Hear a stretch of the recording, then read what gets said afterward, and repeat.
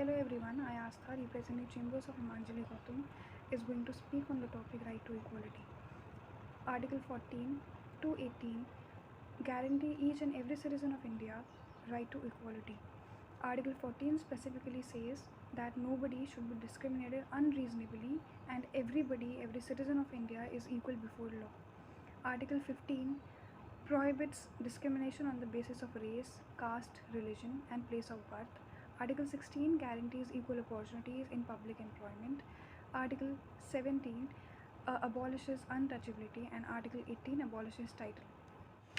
Now, if we look into Article 14 specifically, then equality before law and equal protection of the laws are the two phrases used in this article. Equality before law means everybody is equal before the law, even if that person is President of India or Prime Minister or a mere beggar. Equality before law is not an absolute right because in India we see at the circumstances of different individuals. For example, if there is an underprivileged sections, for example, backward classes and women or children, then it is necessary that they should be given some special privileges so that they stand together with the strong sections of the society. But absolute equality does not see into the circumstances of the groups of people.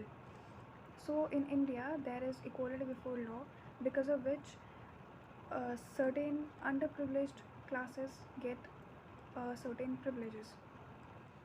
Article 14 is a basic feature of constitution, which means that it cannot be amended.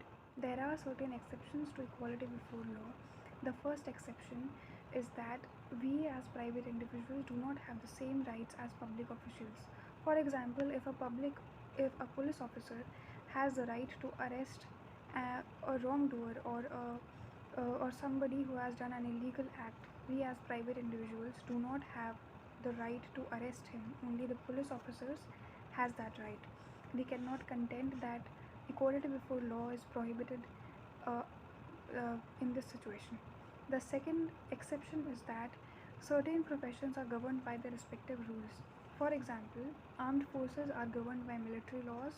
Doctors are always uh, doctors always have to follow the rules and regulations of Medical Council of India, and if a doctor does something wrong, then he or she would be punished by Medical Council of India. His license would be removed. Now there is an article 61 in our constitution which gives immunity to the president and the governor, that they are immune to judicial proceedings and they are not answerable to the courts. Likewise, there are certain provisions which are exception to Article 14, which are in the Constitution. For example, through the 42nd Amendment, Article 31C was introduced, which says that for implementing DPSPs, a state assembly can pass a law which is in violation to Article 14.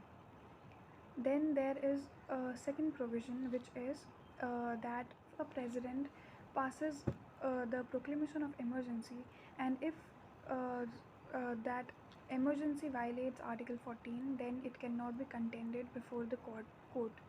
Only prohibition or violation of Article 20 and 21 can be contended in the court during the proclamation of emergency.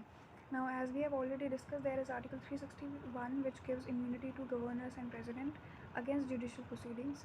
Then, under international law, foreign sovereigns and ambassadors are also immune to judicial proceedings in India. There are certain doctrines which are applicable on right to equality or Article 14. For example, the first doctrine is doctrine of reasonable classification. Doctrine of reasonable classification says that different individuals in a population have different needs, and to fulfill each and everybody's need, they have to be classified. For example, there are certain underprivileged sections who are exploited throughout the history. They should be given some special privileges so that they can stand together with the privileged sections. Now, there is a test of reasonable classification. Where can we say that reasonable classification is applied correctly? The first test is that the reasonable classification should be done with intelligible differentia, which means that there should be a reasonable classification between the individuals within a population. Then the second thing which has to be tested or checked is that there should be a nexus with the classification and with the object why that classification is done. If it is arbitrary, the classification is arbitrary, then it fails the test of reasonable classification. The second doctrine which is applicable on right to equality is doctrine of legitimate expectation, which means that if there is a group of individuals which is treated a certain way by some administrative authority, and when your chance comes and you are treated in a different way, or the policy changes of that administrative authority, then you can file a case against that authority, that you have been treated differently. But that differential behavior should be reasonable. If that is unreasonable, then only you can apply this doctrine and sue the other administrative authority.